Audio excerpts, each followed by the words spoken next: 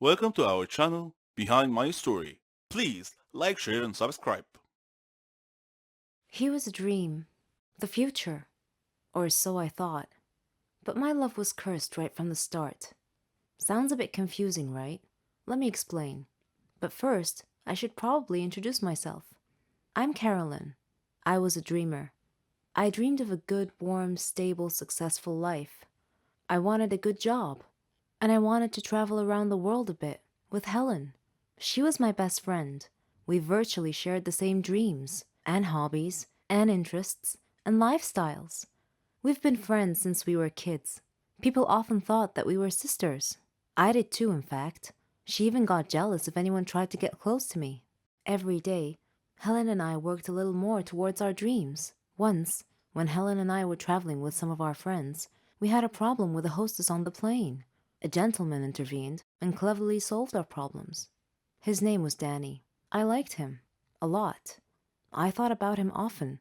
But whenever I talked to Helen about him, she told me that he was not as amazing as I seemed to think he was. Coincidentally, I met him again at a party of a mutual friend. We talked together till daylight. I told Helen about our encounter, and she expressed her wishes that my love story would have a happy ending. I similarly told her that I hoped she would find the love of her life someday too. Everything would be okay, we figured. Then, one day, I received a letter in our mailbox. It was in weird handwriting, as if the writer had written it with a trembling hand. I opened it curiously. It said that my love for Danny would become a curse if I didn't give him up and get him out of my life. What nonsense, I thought. Whose idea of a silly joke was this? I immediately called Danny and Helen to tell them about the letter.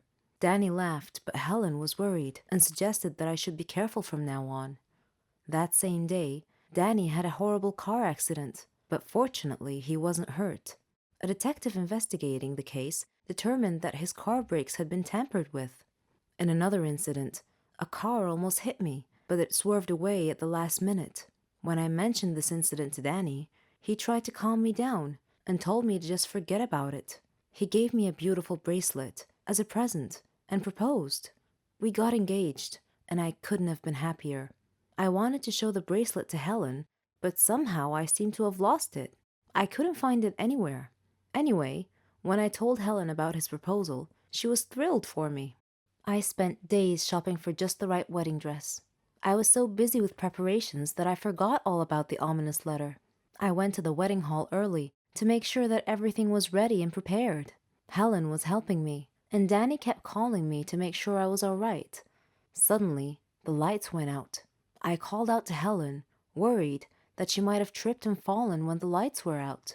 When the lights came back on, Helen had fainted, and my dress had disappeared. I screamed to the ceiling, "What do you want from me? Leave me alone!" Suddenly, Danny appeared out of nowhere and asked me what had happened. I told him then and there that we must break off our engagement, otherwise the curse the letter mentioned might injure someone or cause someone to die. Then Helen came too and tried to calm me down. She told me to go to the car and that she would get our stuff and follow me. I loved Danny and wanted to marry him, but now I was seriously worried that this curse threat might actually be real. Helen came back carrying a bag and a large suitcase and told Danny not to worry, that she would drive me home and then call him to tell him that we had arrived safely. I was still crying, and Helen was trying to calm me down. When we arrived home, I noticed something strange. Helen was carrying a bag that was partially open, and I glimpsed a piece of clothing stuffed into it. It looked exactly like my dress. I opened the bag and found that it was my dress. I confronted Helen and demanded to know how my missing dress ended up in her bag. I clearly caught her red-handed, and she was unable to answer coherently. I realized at that moment that the source of the so-called curse was Helen. "Helen," I said, "how dare you do this to me? I thought we were like sisters to each other." She replied icily, with a glare that I saw for the first time. She said that she fell in love with Danny just as I did, but he chose me instead of her, and that she hated me for it. She said she won him over and got him to love her instead. Then they both tried to scare me into calling off the wedding so that she and Danny could be together. There are no words to describe how I felt at the time. I replied in a similar tone. I told her that I don't ever want to see her again, or Danny. Neither of them mattered anymore. I never did see Helen or Danny after that day. I'm on a Caribbean island now, sipping on a cocktail. I read in the paper that Danny and Helen had announced their engagement. I'm thinking about what wedding present I should give them, as a surprise.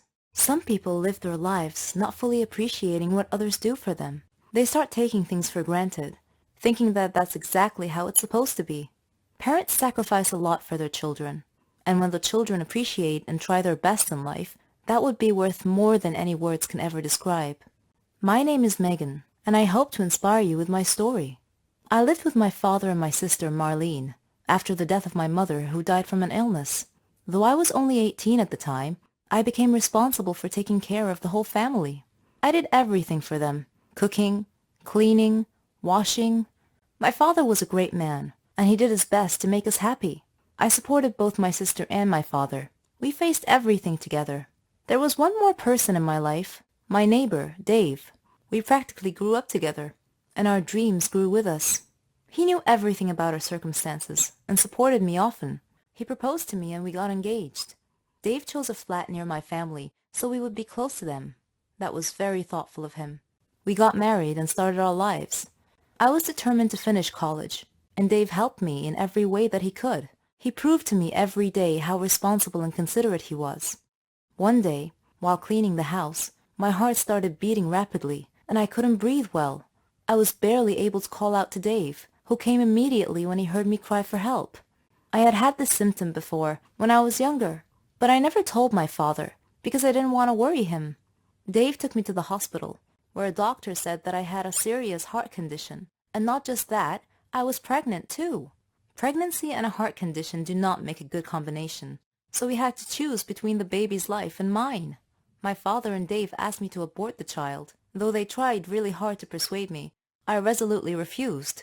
I agonized a lot during my pregnancy. They were also worried for my safety. My father and Marlene left their flat to come and live with me, and Dave cut back on his working hours to stay with me. When the day came, they took me to the hospital. The doctor checked the condition and said that it was too serious, that I wouldn't be able to survive the childbirth. My family and I were shocked. I held Dave's hand and told him that I was strong enough to make it. Dave hugged me and cried. I was so afraid, but I did my best to hide it. I said to my baby, "I'm trying the best I can.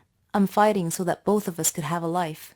Know that I love you, and I know that you'll grow up to be very successful, but you'll also be caring and kind." I have been cursed, and it will haunt me for the rest of my life.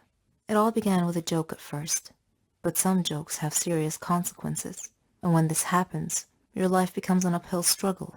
My name is Catherine. I'm 16 years old, and I live with my parents and my little sister Mara. I like music, acting, and watching action movies. I play baseball and practice ballet. I've even won a lot of prizes. I just had one problem. I like to make fun of people. It's like an addiction. I never watched what I said, nor did I care who it hurt. The kids I picked on were actually kind and gentle, but that just encouraged me even more.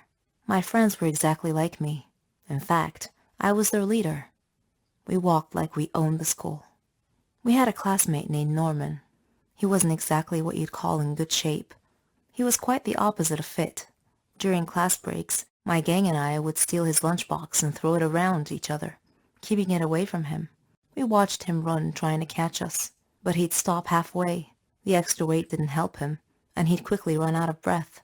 Whenever he entered the classroom, we would surprise him by throwing old, musty vegetables and fruits at him. Norman tolerated our teasing. He didn't seem to mind much. But then, one day, a joke went a bit too far. We conceived an evil plan. We told him that there was going to be a photo contest, and the person who makes the funniest pose wins. Norman was so gullible that he believed us. He actually gave it some thought. Then he posed for us. We did our best not to burst out laughing while we took pictures for him. The next day, when he came to school, Norman discovered that his photo shoot pictures had been posted all over the classroom walls, and the kids were laughing, writing comments all over the place. Norman was mortified, and he looked around at his classmates' faces. They were all laughing and pointing at him. Norman started crying, and his nose started bleeding. Then he fainted. A teacher had to call an ambulance to take him to the hospital. I certainly didn't expect that to happen. We knew that Norman would get so fatigued sometimes and leave school for the rest of the day, but we didn't know that he had a medical condition, and I felt deep regret. The curse that I spoke of earlier began when a girl named Naomi joined our class as a new student. On her first day, our teacher brought her in and introduced her to us. She sat at the desk at the very last row. I noticed that she was always looking at me in a strange way, and I wondered why. She looked at me with disdain, and I couldn't figure out why. It was my first time meeting her, after all. I avoided her, mainly because her looks made me feel uneasy, and whenever my gang wanted to make fun of her, I told them to leave her alone. I felt there was something about this girl. One day, during science class, the teacher had paired us up to do a lab experiment, and I intended to ask her about the way she looked at me. But before I could say anything, she took the initiative and surprised me by broaching the subject herself. "You will pay for what you did to Norman," she said coldly. I looked at her and asked, "How do you know Norman? And what are you talking about?" She replied, "It doesn't matter how I know. I just do." I spent the next few days thinking about her words. Afterwards, Naomi ignored me completely. No more staring, no more accusing looks. It was as if I no longer existed to her. I didn't understand her. Then came the day. We had a basketball match. It was the championship game, but I was still busy thinking about Naomi's words. During the game, I glanced at Naomi and caught her looking at me, which distracted me. One of the players from the other team suddenly bumped into me, knocking me down and causing me to land badly on one of my knees. The pain I was in. I had to withdraw from the game to be taken to the hospital. At the hospital, the doctor said that I had torn a ligament from my knee and told me that I would need a surgery and a lot of medication. So after going through the surgery, I began taking my medications. It caused me to gain weight, even though I wasn't eating very much, just vegetables and fruits. I asked the doctor about my sudden weight gain, and he told me the medications I was taking were affecting my hormonal balance, which rarely happened, but in my case, it did. He said that I would either have to endure great pain or deal with the overweight because it wasn't going to stop. So there you have it, guys. This is the curse that Naomi cast upon me, the price I had to pay for what I did to Norman. Eventually, I got well enough to take my final exams. When I arrived at school, all my friends took one look at me and started laughing. I was now their target, their prey. One of them said, "You're as large as an elephant." "I'll lose weight once I stop taking my medications," I retorted, but no one was listening. I am now living in a nightmare, and I would like to tell Norman that I'm very, very sorry for everything that I've done.